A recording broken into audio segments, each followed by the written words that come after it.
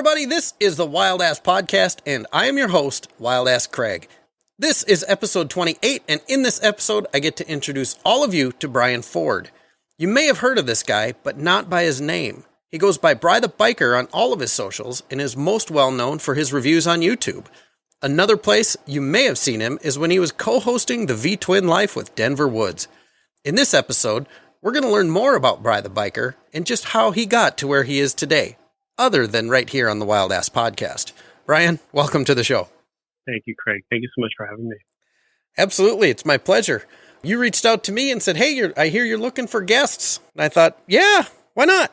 I appreciate it. You have great stuff going. I really appreciate the invite. Thank you. So tell us about yourself. So I have to, before we even go there, I'm going to admit now that I don't watch YouTube. So I haven't seen the review. Did you say that's bad?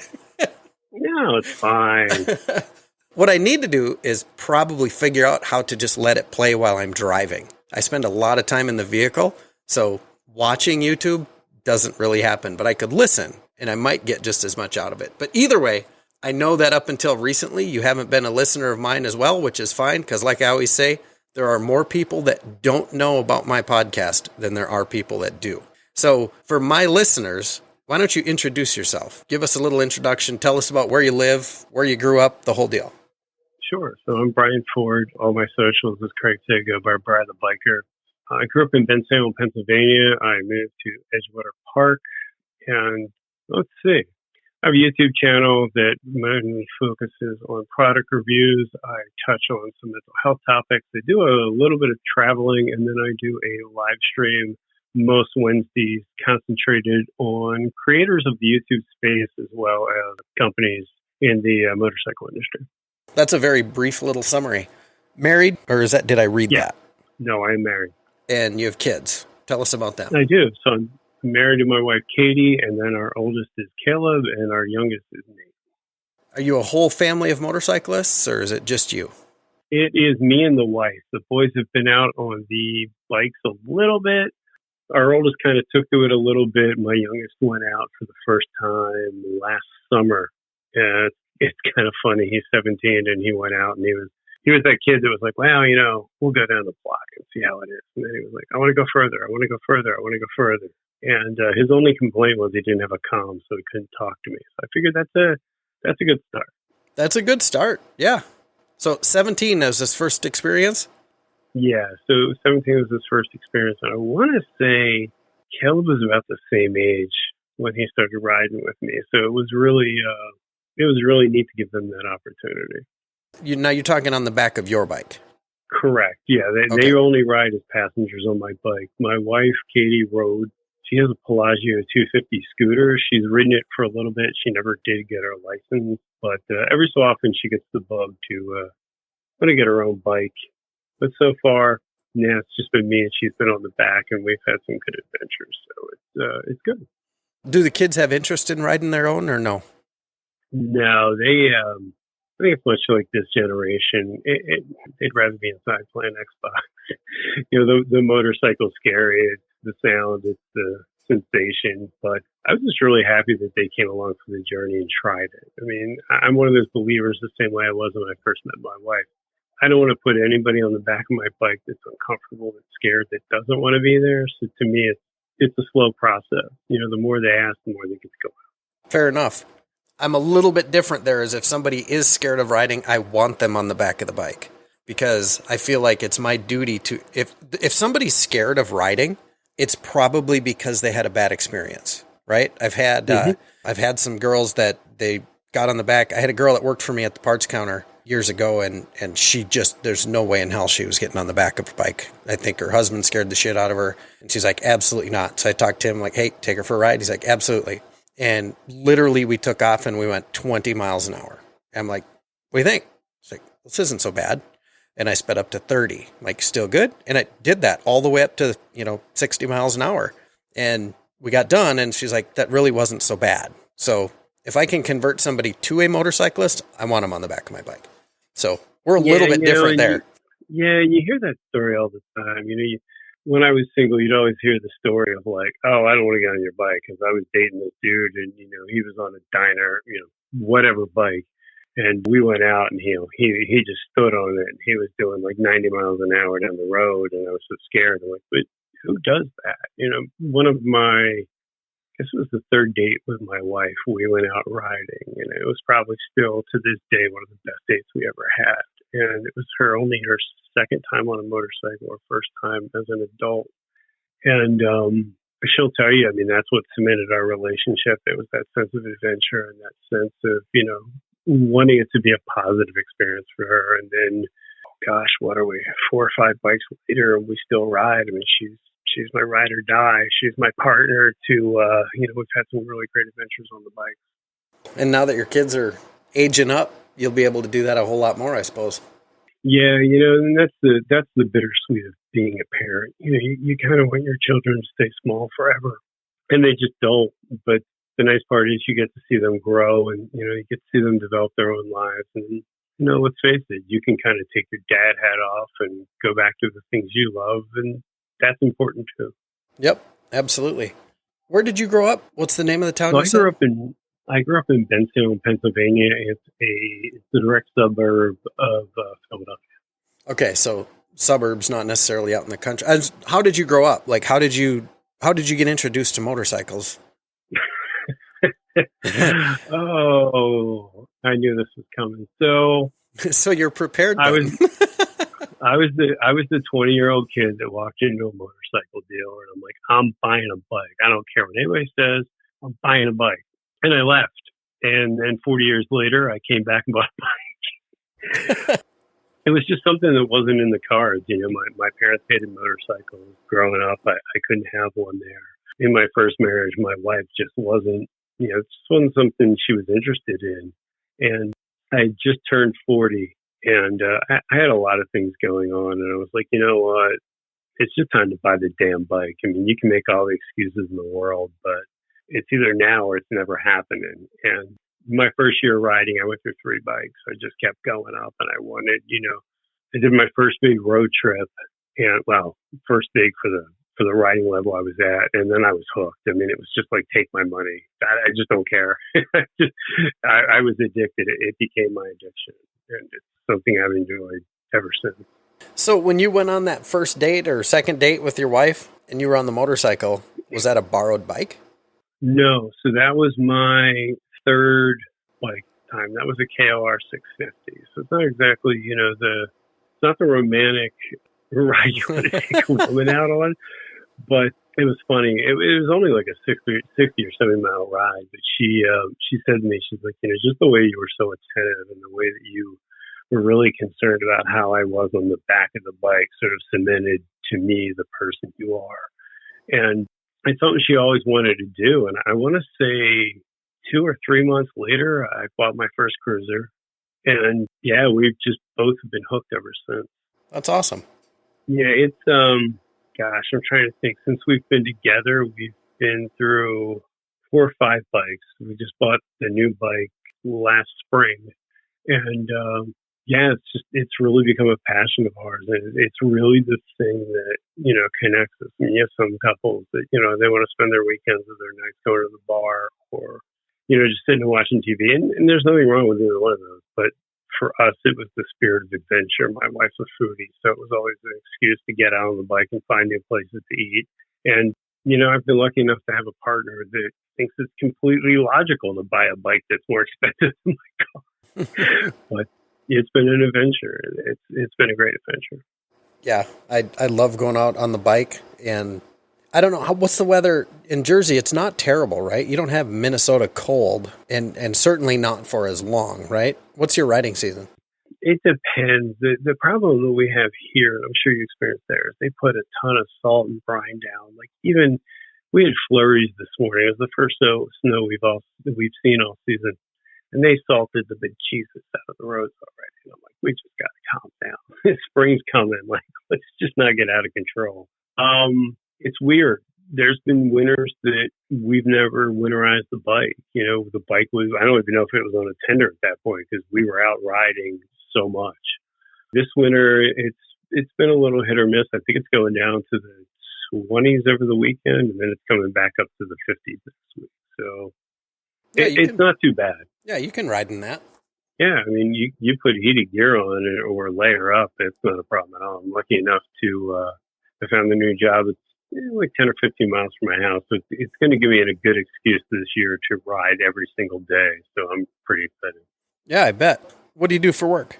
So I'm an IT professional. It's a career that I've been in probably since I was 25, and I've kind of drifted out of that a little bit. I was doing video production for a while at my previous position. That lasted a few years, and then I found that I just wanted to go back into IT. And it's something that I really enjoyed. It's, like I said, it's been something I've been into for a long time, and it's kind of my happy place. Good for you. Video production. Is that what kind of got you in the YouTube field? Is that what put Craig, you in there? That's a really good question. So I worked for a food broker, and we were looking to do trainings, and we were looking to do a way to go out to our clients and have a value-added service. And before that, I always joke, we had a soccer mom camcorder, and we used to film a couple meetings, and our CIO at the time came to me and was like, "Bryen, just want you to go out and buy full production gear. We need you to go to a client in, a month, whatever it was. And we need you to come fully up to speed and, shoot production level video." And I was like, "Oh, okay, hold my beer. We may or may not have this." And that's really what started it, because we didn't really have a lot of things to shoot. I mean, it sounds kind of dumb, but we really didn't have a lot of things to kind of practice with. So my idea was I went out and bought a GoPro Hero 7. I figured, at that point, I had just bought my Ultra Limited, which was our first touring bike, which is my first Harley. And seeing all these people on YouTube shoot these videos, that's what I should try. Because if I go out and I ride, that's going to be, it's two of my passions, and it's going to make me want to edit those videos rather than shooting a video of, somebody talking about soup for 20 minutes. It's just, it's not the same. And I was kind of lucky enough to be able to learn the video production side of it and the audio and all that stuff, pretty much on the company's dime, which was a nice experience. And then as it grew, and I think once the lockdown hit, like many people, I was like, "Well, what the hell am I going to do with my time?" I'm just sort of stuck at home. So we found ourselves riding more. And like I said, that was the first Harley we owned at that point. It was a chance for us to do, upgrades to kind of film with that. And I dabbled with it, and it just sort of steamrolled from there. And I thought Harleys were expensive. I think production gear's probably equal, but it's great. And like I said, it's something that I really enjoy, and I have a supportive spouse. And, coming in the YouTube community was a really good thing for me. I'm pretty introverted as a person, at least in person. And it really just gave me an opportunity to sort of put my work out there and, kind of learn and meet so many great people in the community. Is Kate, is she involved in the YouTube stuff too? Does she help you with all that? She is a hell of a camera woman. I always joke with her. She runs all the gear, and she's been involved with it. She's not, you won't really see her, not in the install video. She's been on some of my live streams. She's been in some of my travel videos, but she's not a big camera person, but she's been amazingly supportive in the dream of, wanting to build a channel and the work that's involved in that, both, in the editing side of it. And then I guess the post-production, well, that would be the post-production, but the filming of it and the, just the moral support. And, she understands that, like, when we travel, we film, and I wouldn't say we film a lot because that's my time, but she's been very receptive of supporting the channel in any way she can. I know how much time it takes, and I don't do a lot of editing on this podcast. I know how much time it takes. Pretty much, I figure every 15 minutes I know is going to take me this long to edit, right? Mm-hmm. And my ratio is it takes to get 15 minutes of good, like by the time it's done, pick the little ums and stuff out of it. It takes an hour to edit 15 minutes of audio. How much time does it take to edit and create a YouTube video? It depends. If you're doing an install, it can be really involved. One of the bigger installs I did when my channel started developing was, I want to say I had 12 hours into work into that video, between the filming of it, the editing. That was one of my big first sponsored videos, if you will. The client supplied the lighting, and there was a lot of back and forth with them and talking to their tech support stuff. So I think that was the biggest. The one thing I found that with the newer videos, and for the life of me, I don't know how I've found the skill to do it. I can generally knock them out in one take if it's a talking head video. And then it's sort of adding the B-roll and, changing the lenses and changing up, whether you want a slider or a gimbal and all that stuff or lighting. That's the part that takes the most. I feel like the parts that I'm talking on camera generally only take a couple takes, but the editing is a rabbit hole. I mean, if you're really trying to do something at a much higher standard, I think it can suck up a lot of your time. And I'm trying to find a balance between what's informative and entertainment, but what's not going to cost me 4 days of my life to produce.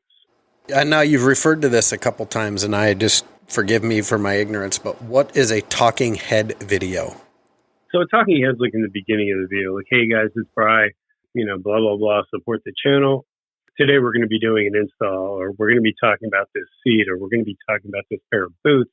And so it's really just the beginning, the introduction. I mean, in an install video, I like the bookmark. I like what I call bookend them. I like to have me on the beginning talking, and then at the end, kind of wrapping up my thoughts, and all the other stuff is just sort of what they call B-roll. It's not me talking. It's just me doing something, and either doing a voiceover or, well, I guess I am talking, or in some cases talking while I'm doing it. When you do it inside and you do a product review of whatever, and you're on a table, I find it's really easy to do because there's not a lot of moving parts. When you start doing an install video, especially for some of the complicated stuff, it's really hard to convey to the viewer what you're actually supposed to be doing. So there's a lot of finite detail of trying to set it up where, if you're running the last video I did, it's not out yet, but I put the new Custom Dynamics, the X Road Glide headlight they have out. That's not actually the name of it, but it's the newest headlight that they put out. Yeah, I've seen it. A lot of things, where you got to take the fairing off. You've got to route the cables underneath the fairing. You got to route them underneath the tank. And you can explain that, but for some people, they really need that visual, and that's kind of what I try and capture. And that's the stuff that really eats up a lot of your time, because I always feel like, you can put a set of lights on, or you can do anything in 15, 20 minutes if you're good at it. But if you video it, it's like 5 hours. It just feels like that. Sure. You have to love it. So when you're recording the installs where you're pulling tanks and you're pulling fairings and everything there, is your wife involved? Is that what she's recording? Or are you taking the piece apart, setting it on the counter, and then go back and video, okay, here's what I did, and then just talking through that, your little video of your scan, and then going on to the product? Or how do you talk us through that? Let's just say, okay, I'm going to give you a set of, I don't say headlights. Well, let's just say headlights, Custom Dynamics headlights. You are going to install those. Talk us through that process of making a video. This is interesting to me because I have no idea. I have an idea of how it works, but I'd like to know how it really works. Well, there's two schools of thought. There's a school of thought that I know other YouTubers do, that they do the work first and they take it apart and they redo the work. Obviously, that doesn't work with lights that require 3M tape or anything like that, but some people have that. I tend to do the talking head part. My wife films. My wife makes sure the shot's set up. The focus is actually following me. The audio levels are clean because you really can't do that in front of the camera. And then we sort of knock that out, and then I'm the one that shoots the rest of it. I'm the one that sets the camera up, lets it run, do that part of the install. So if you look at, we now have a 2020 Road Glide. So if you look at, say, a headlight install, which I've never done, you take the fairing off, you take you have to put the headlight in, you have to run the cabling, you've got to I have the ProGlow system that changes colors. You've got to put the controller in there, and then once you get that set up, you've got to put everything back together. I like to shoot my content from the idea that you have no idea what you're doing. And I've been there. I think we've all been there. You get a Road Glide, you get an Ultra Limited. They're the two Harleys that I've owned, and you start taking it apart, and you're really not sure what to do. And so what I do is I go to YouTube, and I'm like, all right, well, how do I take this fairing apart? And then I tend to do everything as I do it. I've had a couple of videos where I've screwed up, and I left it in there, and I was like, all right, well, I screwed up. Let's try it again this way. I don't like to have it too polished. I feel like, as a viewer, I want them to be like, I don't have a garage. I'm just a guy working on my bike in the driveway. And, Is that the case? I don't. Is that the case? You're doing it in your driveway for real? Yeah, we have an 8x12 trailer that we store the bike in. And then I roll the bike out, and I work on it in my driveway. And I think at some level that builds a level of authenticity. I'm not a guy in a garage that's got, a giant set of tools. I've just got the basic set of tools. And I'm not rebuilding an engine, so I don't need crazy tools. But my idea with that is that if you see me do it, you can do it. I'm not a motorhead. I've never been. But it's really just, thinking out the problem, taking the bike apart, and just trying to film every step, because the idea is I want the video to sort of read like the install manual. I think it's really important to have a linear thought process and to have those steps laid out in your head. So when you're filming it, you're taking the user through the entire experience rather than just being like, hey, I'm going to install this headlight. And there it is. I think that takes away from it, and it doesn't give. It's not an educational experience. It's simply a first look or an informative experience for the users. And that's not discounting people that do it. It's just for my channel, I really want to try and educate people and show them what I do. And, sometimes I'm not using the right tools, or I'm not taking the right method, or an infamous video when I put the lights on backwards.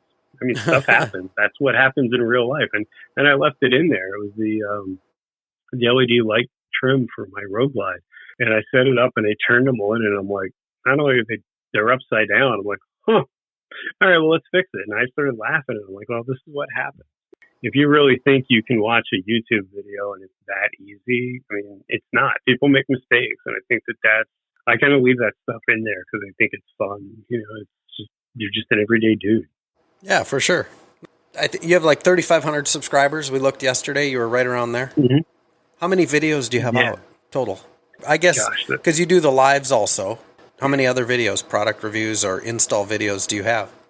That's a really good question. I guess as a YouTuber, I should know that. I honestly don't. I want to say, I think the channel, I mean, really, we could look real quick if we wanted to. I want to say that we have... You have 100? Short kind of throws off... 200? No, it's more than 100. It's in the 200s. I can't even get a number off the top of my head. It's substantial. I want to say it's at least a couple hundred, because I've been throwing out a lot of shorts because that's been that's kind of the new trend, and it's kind of hard to gauge. Like I went to Ocean City Bike Week, and I probably dumped 10 shorts, and to me that's content, but it's not content in a way that people are going to necessarily search as searchable content. It's just sort of the what I like to refer to as death scrolling. You're on Instagram and you're just scrolling, or you're on YouTube. So I don't know. That's a really good question, and I was not prepared to answer that. I got more of those. I'll bring them. I'm not afraid of anything. That's one thing I don't know. You talked about the shorts. Are you monetized? I am. So I got monetized when I had 1,000 subscribers, which is the combination of that is you have to have 1,000 subscribers, and it's an X amount of content, 1,000 right? subscribers and 4,000 watch hours within a 365-day period. So it's a rolling period. So I just looked. I have 274 videos. Okay. See, now you know. Pushing. Yeah. Yeah. And now you don't know if that includes shorts, though. Yeah. That does include shorts? It does include shorts. So that's all my content total. So that's my shorts, that's my live streams, that's my, any of my other travel, whatever, install content. Okay. So shorts, for the listeners, if you don't know what that is, that's like the TikTok of YouTube, basically, right? Or the Facebook or the Instagram Reels. It's just the 1 minute up to a minute, or are they even longer now probably, but just the little blip videos that you see all the time. Right? That's all they are. Yeah, and I always say it's the younger kids' version of YouTube, because both my sons are a classic example of that. They want to get that 1 minute fix of something, and then they move on. They're not. It's today's Vine. So much. It's exactly that, and it's kind of weird because I don't necessarily understand it, because I put a short up. It's a buddy doing a ride by on my Road Glide, and I don't know, it's probably 30 seconds, and it got 15,000 views. And for the life of me, I can't figure out why. Yeah, it's crazy. It's so random sometimes. YouTube's always intrigued me. Like I say, I mean, I spend a lot of time in the van, so I don't do YouTube. I have a pair of Yamaha MX-80s in my garage here, and Renee and I were going to redo those on YouTube. But you start looking at it, and it's like, how do you video it? How do you edit it? I mean, literally, I have an iPhone and iMovie. That's it. I don't have that kind of time. I would love to redo these because it would be exactly like what you're portraying in yours, except it'd be more of a guy doing stuff that he has no clue what to do and how to do it. That would be me rebuilding a couple motorcycles. Yeah, and there's plenty of people that's all they have is an iPhone. I know plenty of people that only edit on an iPad. And I'm a firm believer of the best camera to have is the camera you understand. That makes sense. I mean, I have a Canon R6, and for those of you who don't know, it's in the prosumer line. It's not a professional. It's an entry level professional camera and sort of way beyond a consumer camera. And it's a great camera, but when I first got it, I was thinking, like, what the actual hell did I just do? Because it made everything so complicated.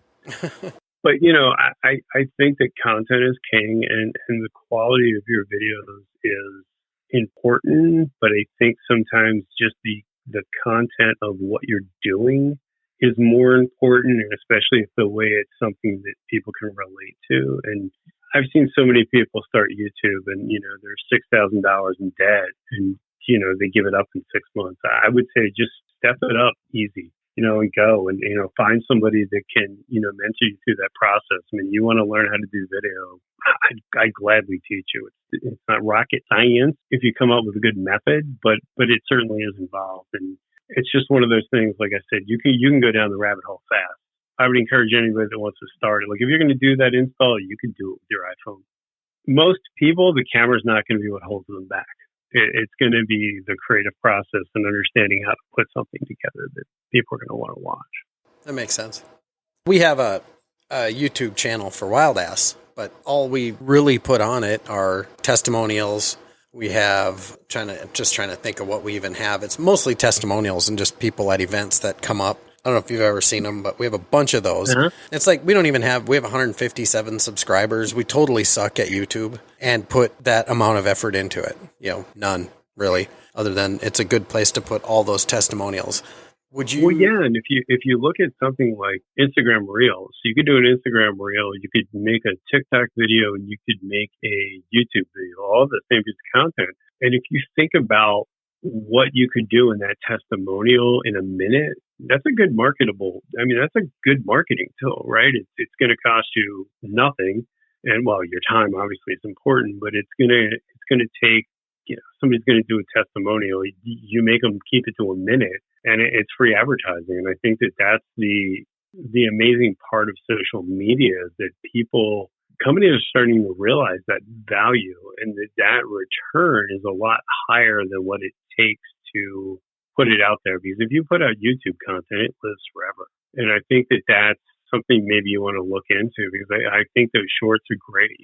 You're scrolling through YouTube, and I mean, everybody that I've seen, if you look at analytics, most of the people that follow my channel are watching it on a phone, which means they're either laying in bed or in the bathroom or God knows what they're doing, but they're able to absorb that content, especially in that really short form content. So from a marketing standpoint, I think it's a really good idea. Because I'm sure when you go to Sturgis, you could knock out 100, 200, 300 testimonial videos. I have no problem. We get plenty. We get as many as we can get people to talk. So the thing about the videos, if you've ever seen one, if you've seen them on Facebook, if you've seen them on Instagram, or if you've seen them on YouTube, I initiated 0 of them.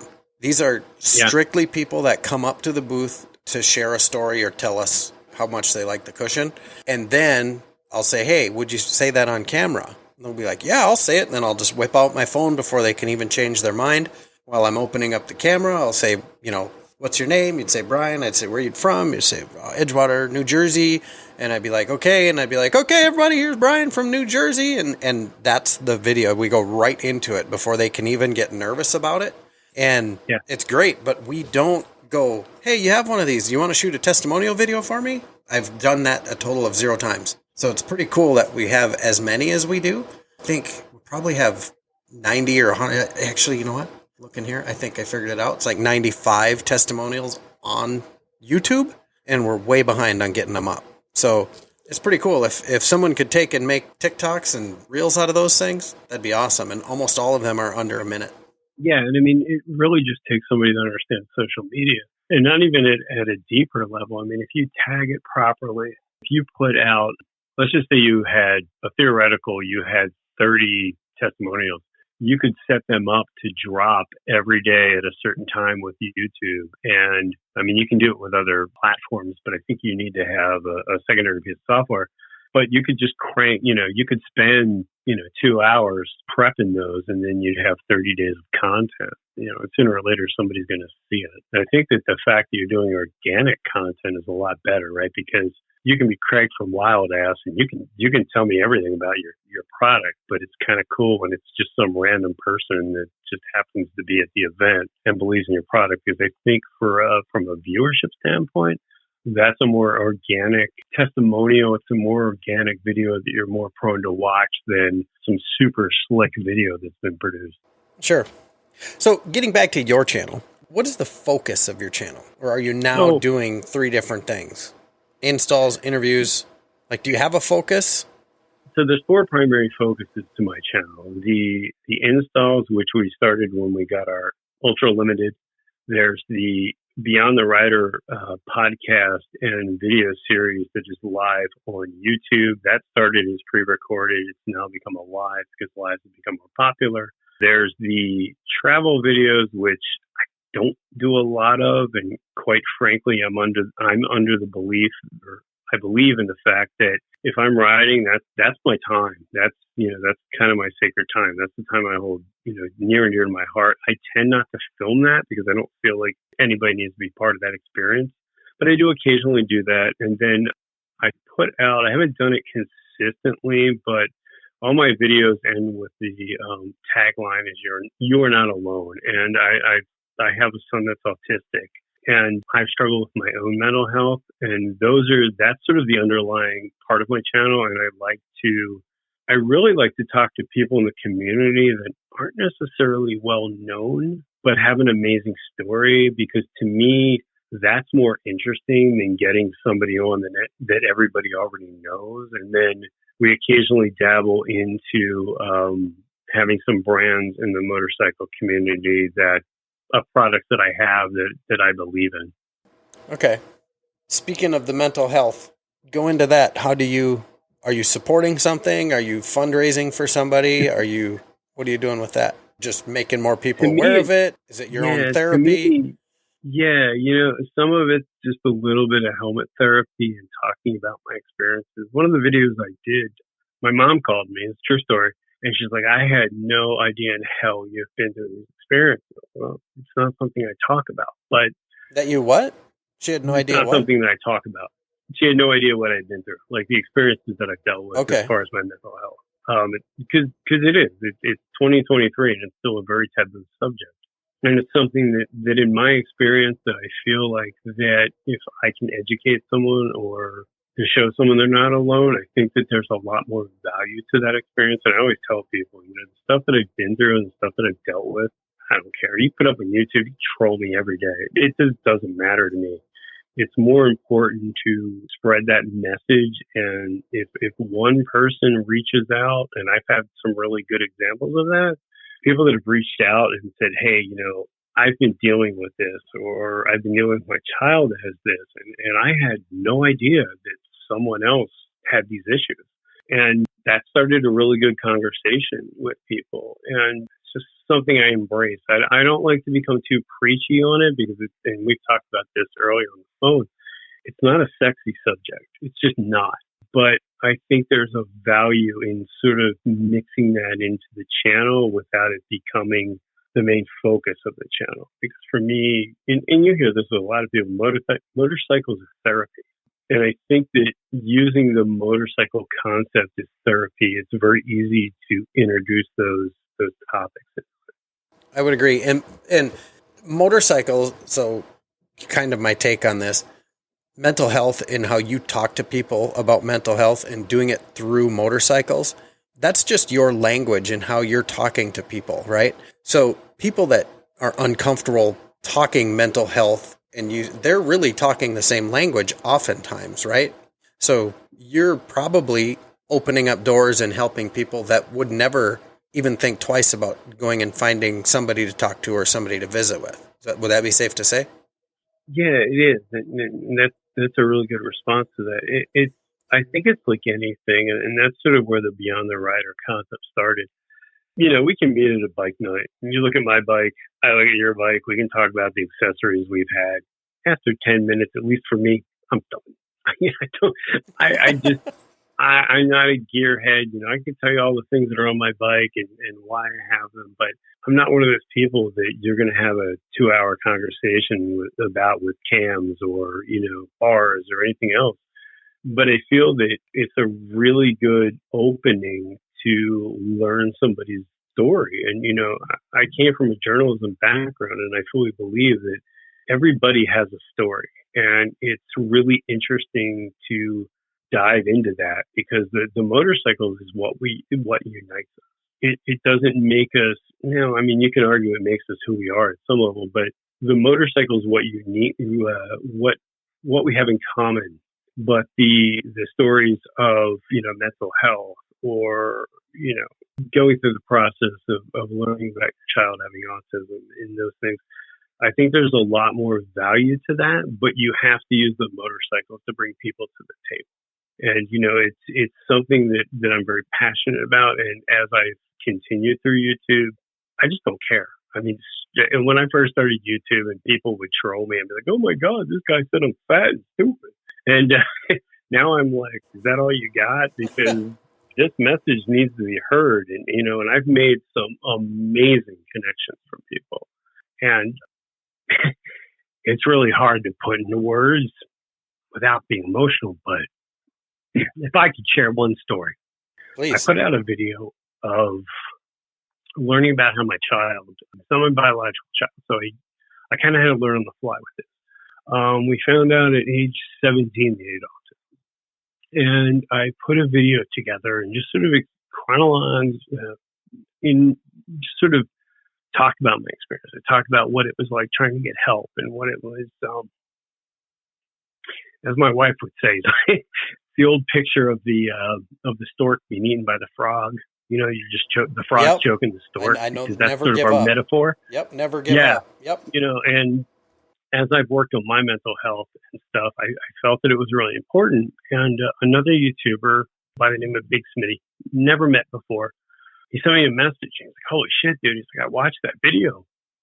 And you have to know Smitty to appreciate this." He's like, "I was crying.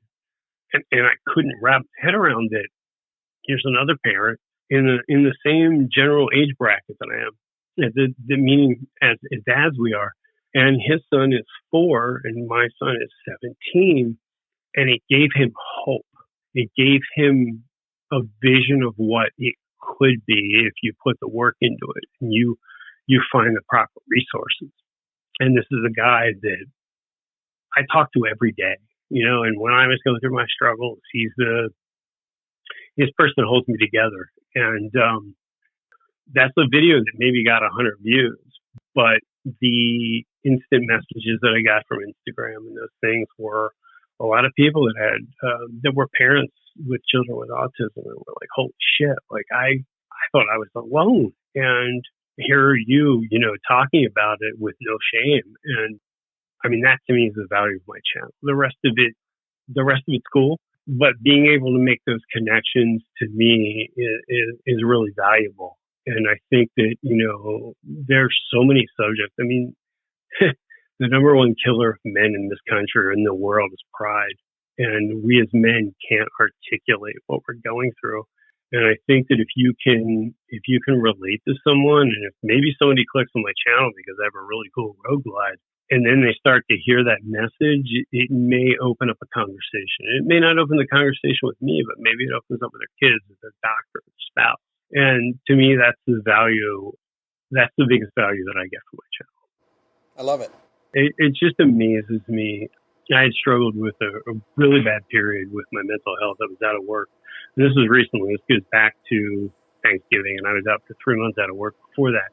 I can't tell you how many people in the biker community reached out to me daily to make sure that, I was okay. And these are people I've never met, I've never met Smitty. I've never met Denver. I've never met Chris Venus. I've never met Bodine 52. But these are people that have reached out to me, just to make sure I'm in the right headspace. And that to me is invaluable, especially being an introvert. You sort of realize that message has landed home. And I think for me, that's the most important thing. It's funny how guys won't talk, but they see what's going on, right?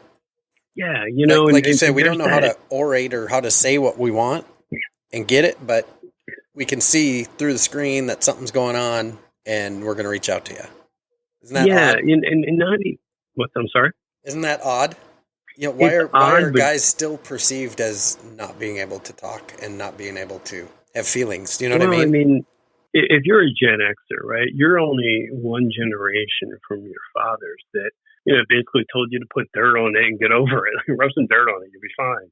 And that's a generation that would say, oh, I always say there's two types of people in this world. There's the person that when you tell them you're going through X, whatever it is, and they're like, oh, if you need anything, call me. And maybe that's the only level of help they can offer.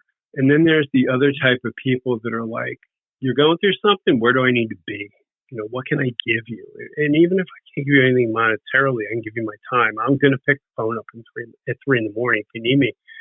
And I think that that's something that as men, we've gotten better with.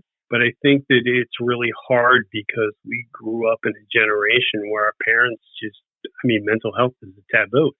And I think the more that you put that out there and the more you talk about it, it gives people an opportunity to want to reach out and connect. Because at the end of the day, I may be a face on the channel, but you're IMing me on Instagram or whatever. I'm not threatening. I'm not somebody that's only going to your doctor and telling you have problems. And I think in this community and in this world, that's really the value we have to everyone. There's a famous, not famous, but you see it all the time on Instagram or YouTube. And I wish I could give whoever created it, but I'm going to paraphrase, but it's like, do you ever ask a guy how he's doing and he tells you he's all right? He's not all right. But as men, that's our coping mechanism, right? You don't want to show you're weak. And, sorry, I'm on a soapbox, but I think there's a lot of value into just kind of beating that topic to death. $1 Million Bogan did it. And I gave him all the credit in the world because it's a very vulnerable place to put yourself out into social media, but the rewards outweigh the risk. That's a strong message to send, and kudos to you for doing it. Thank you. And there's some really good books out there, and there's some really good things, and just little messages that, you can remind yourself of every day. There's a great film documentary on Netflix. It's called Stutz. It's one of those. Jonah Hill's in it. And it's actually Jonah Hill's lifetime therapist, and his therapist is talking about, the concept of healing and what you need to do. And I since bought I bought 2 of his books. And again, it's not something I probably would have stumbled onto if it weren't for like somebody like Jonah Hill. You're like, oh, I wonder what Jonah Hill's talking about. So it's a powerful platform. It's just you have to decide what you want to do with it. And if that's not your thing, that's totally fine. But I think that as creators, you have an opportunity to spread a message. And even if it's, nobody reaches out to you, somebody's going to hear that message. And I think that that's something to remember. I wrote that down. I'm going to watch that. I'm going to find it. Yeah, and he has I know you're going to hit me with the 5 questions, Dan, but he has a book called The Tools, and it's 5 tools, and it's a very good learning process to sort of dissect your feelings and dissect what you would think is an ominous task, and it breaks it down and gives you some insight into how you can deal with it. It's pretty much the analogy of how do you nail a elephant? You eat it one bite at a time. And I found it very, very valuable. And I just, it's something that it's kudos to them. I think it's amazing that they put that work out there, especially when it's Jonah Hill's therapist talking to him about his experience and putting out that vulnerability. I respect that a lot. Yeah, that's cool, especially by somebody so famous. Yeah, and you look at somebody that's that famous and has everything in the world, and he basically said, it doesn't mean shit to me because I don't have what I need. And I was like, well, that's pretty powerful. For sure. I had a couple of questions I was going to ask you about. One of which, for a while, we're getting back away from the mental health, not trying to squash it down, but... No, and I went down a rabbit hole. I apologize. That's okay. Well, we'll dig you out of it. For a while, and it hasn't been for quite a while now, you've been off of it, but were you co-hosting the V-Twin Life, or what was the deal there with Denver? Yeah, so I had a running stint with Hollywood from Insane Bikers I sat in with Hollywood for a while doing that. It was I forgot what the show was even called at this point. But that was his Sunday show. And then I've known Denver for what seems like a lifetime. He's my brother of another mother. He's a great dude. And I know he's a mutual friend of ours. And we just started talking, and he was like, I was on one of his episodes. You should just come in and sit in with me. And, we can kind of co-host together. And then he co-hosted with me on the Wednesday show. And unfortunately, our schedules didn't always align, so we sort of drifted apart from that. It was a really valuable experience for me because it was really nice to have somebody that you could talk to that has a completely different mindset on their channel and their mindset of, he's really into long distance riding and all that stuff. And I'm not. I'm more into the production and the product review. So it really gave us a nice combination. And we had some really, really good interviews. He's an amazing guy. He does amazing interviews. You hadn't been on there for quite a while, and I'm like, I wonder what happened there. Not like, was there this big breakup or anything? I just was curious. But the scheduling thing makes sense because you're out in New Jersey, and he's in freaking Seattle. Yeah, and Seattle's a tough place to be because he's probably hanging out at Starbucks. He probably is. I'm a little surprised that he doesn't ride a BMW and just go back and forth to Starbucks for coffee. Yeah, but would you ride a cafe bike, though? I mean, I don't know. I think that's what they do, isn't it? In Seattle? Yeah. Or a scooter. It's weird. Probably, you think he you'd have probably a has coffee a scooter. Yeah. Yeah, I mean, that road glide could be, it could be for show. It's just a cover. Yep. Yeah, that's what people say to me. They're like, we don't see you ride that much. Well, what makes you think I do? Maybe I just do installs on my neighbor's bike. Who knows? That's right. You mentioned that you knew the 5 questions were coming, so evidently you do listen or have been listening to the show. So what, always before the 5 questions, is there anything that you wanted to talk about that we didn't? Anything you wanted to bring up, or did I miss something that we talked about in conversation before we went on the recorder? No, like I said, I appreciate the opportunity. And, if people like my content and it's something they're interested in watching, if it's not, no harm, no foul. I'm not for anyone, for everyone. And, my channel is my channel. And no, I think we covered a lot. And I didn't mean to go on the tangent about mental health, but that's, something that's always in the forefront for me. Yeah, that's actually a topic I could probably discuss for quite a while. Yeah, I mean, it's a lot better than starting the argument of, what was better, my Ultra or my Road Glide, because, that'll just end in hate. Right. I personally do a lot on self-development and self-improvement, and that kind of all ties together in itself. Speaking of that, products, do you have a favorite product that you have reviewed? My favorite? Man, this would have been a nice pivot, too. Yeah, what, and when I ask you that question, what was the first thing that came to mind? That's really tough because there's, the whole concept of the Ultra was one bike. We put some effort in that, but the new Road Glide, the 2020 Road Glide that we recently just got, that's really been the bike where I've really focused on putting high-end quality products on it. Man, I don't know. I would say if I'm kind of side skirting this, but I don't know. I don't know, because, and I don't mean to side skirt it, because I feel like every product has its placement on my bike and there's value to it. And we talked about this, and not to sound like an infomercial, but your Wild Ass cushion has really changed the experience for my wife riding, and that was a purchase that was, in the grand scheme of money that we dumped into this bike, was a small purchase, but it made a big difference. But you didn't do a review on that, did you? I did not. That is coming at some point. I seem to have a lot of stuff floating around that either isn't on my bike yet or I haven't reviewed. And then today, like more stuff showed up, and I'm like, God, at some point I got to stop. But it's nice that companies believe in you, and you have that supply to produce content. So Yeah, for I don't sure. know. I know that. Yeah, I don't know because I really don't know the answer to that question. Okay, fair enough. I think that's it then. We've covered everything. That was the last little thing I had. I was going to ask you just what your favorite product was and see if you picked one. Yeah. So that brings us to the 5 questions. Are you ready for these? These are the ones that Hit me. may or may not I'm a huge stump you. fan of. Yeah, I'm a huge fan of Inside the Actor's Studio, so I really like the deep questions. They hit me. Go hard. Don't pull back. All right. So the way I do it is I put 20 numbers, 1 through 20, in a wheel, in the randomizer wheel on Google, and hit the button, spin the wheel, and what number it lands on, that's the question you get, because I have 20 questions. I have 21, but I didn't get the 21st question in there, and I can't remember what it is. I have it written down in the pile of my desk, and when I find it, it's going to go on the wheel. So currently you had 5 shots of 20 at 20, and you got these 5 questions. So question number 1, what is something you believe that other people think is insane? I don't know that it's something people think that are insane, but communication is 90% listening and 10% talking. And I don't think people realize the value of that, and that's something I believe in truly. Mm-hmm. And a lot of people will tell you that's crazy because a lot of people in this world just want to wait and speak when they have the opportunity rather than actually listening. Sure.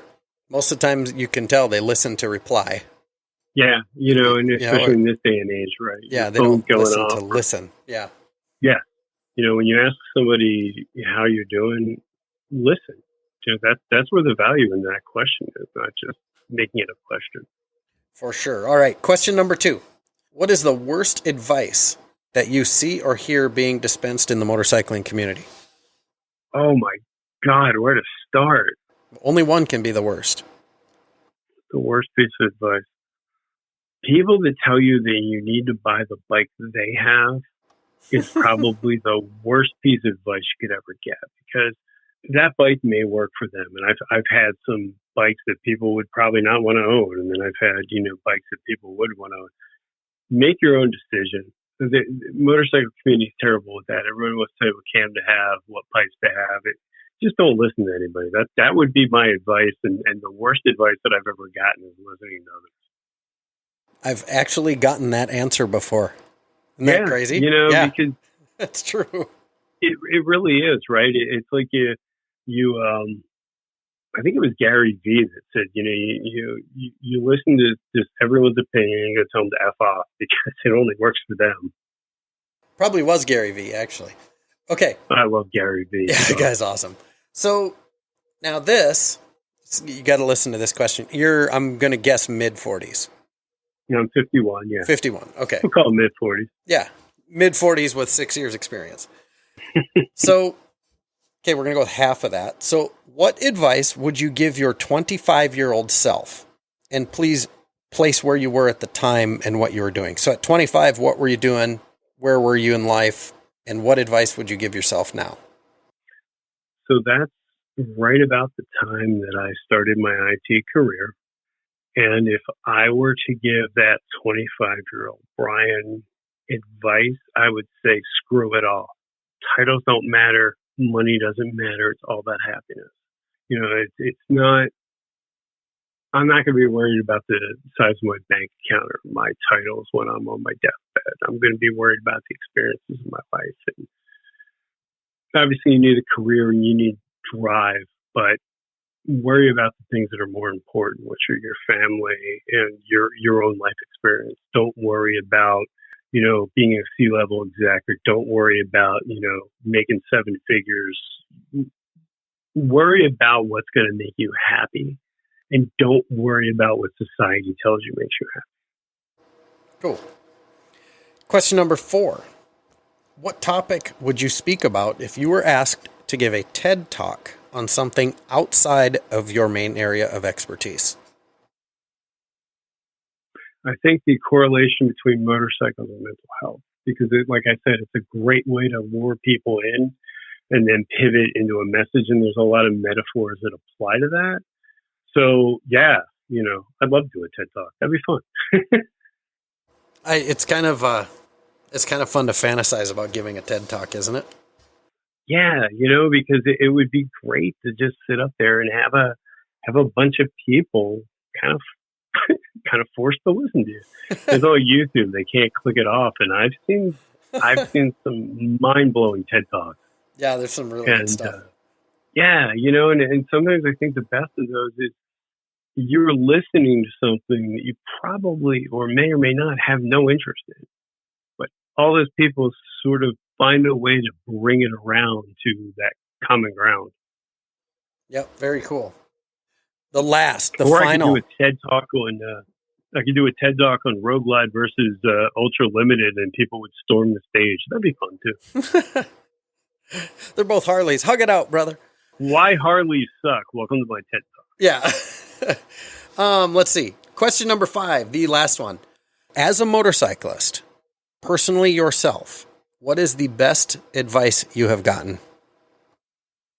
I always refer to this because I find that it has that beautiful tie-in of the mental health. But one of the things that I learned in the motorcycle safety class is you look down, you go down. You look forward, you go forward. I think that that's a great metaphor for life, and it's the way you should ride. If you start riding 5 feet in front of you, you're going to crash. But if you're looking to the horizon at the larger goal, you're going to have a much better experience. And I think that that's always been the piece of advice, because I know for me, when I'm in my head and when I'm worried about the first 5 to 6 feet in front of me and nothing else, that's generally when I run into trouble. Yep. That's why I can't make U-turns with a damn. So you're looking too close to the front wheel? Yeah, I'm worried about the elephant that might have been there, but he wasn't there 3 seconds ago when I passed it, but he could be there. Oh, that's funny. Cool. Well, that wraps it up. I do appreciate it. Yeah, no, I appreciate you coming on. Do you have any final parting words? Just never forget the impact you can have on another human being. I love that. There's no such thing as a small act of kindness. You could hold the door open for somebody that's having the shittiest day in the world, and that might be a big thing to them. It doesn't. Practice small acts of kindness, and you'll realize that you've made a larger impact in this world than you think. And can I add to that? There's a Sure. There's a very greedy side to doing that as well. What I mean by that is, if I hold the door open for you and we've never met, right? I open the door for you, you come walking in, you say thank you. I get a good feeling out of that, right? Yeah. So that when you do those random acts of kindness, it pays both of you. So do it for yourself. It makes you a better person. You're happy when you do it, and you've made the day of somebody you probably haven't met. Fair enough? Yeah, and everything that you give out into this world in a positive light, well, I would argue in a negative light too, but you'll get back more than you give, and you have to be aware of that. I think it's very, just give back. Do whatever it takes to make somebody's day just a little better. Very good. Where can we follow you? I mentioned you're Bry the Biker on all the socials, so tell us where that is. Yes, I'm Bry the Biker on YouTube. My content schedule is whenever the hell I feel like posting right now. We generally do a live stream Wednesday at 8 o'clock Eastern Standard. And then I'm also on Instagram at Bry the Biker, and that's usually where you see a little bit more of my behind the scenes stuff or things that have come in that I'm reviewing, or just random silliness. Occasionally some pictures of my cats, but those are the 2 platforms I use. I never was big into the other platforms. I've played with TikTok, but it's not my thing. So yeah, YouTube and Instagram are really my place. And I would say that if you're struggling or you want to have a conversation, just send me an IM on Instagram. I'll get back to you. And if I can be of any help, whether it's in the motorcycle genre or in your personal life, just reach out. Very cool. Folks, if you like what you're hearing, hit the subscribe button so you never miss an episode. You can follow all the adventures on Facebook or Instagram by looking for The Real Wild Ass. Of course, I am Wild Ass Craig. Thank you all for listening, and we'll see you again in a couple weeks. And of course, thank you very much again, Bryen, for coming on the show. Thank you, Craig.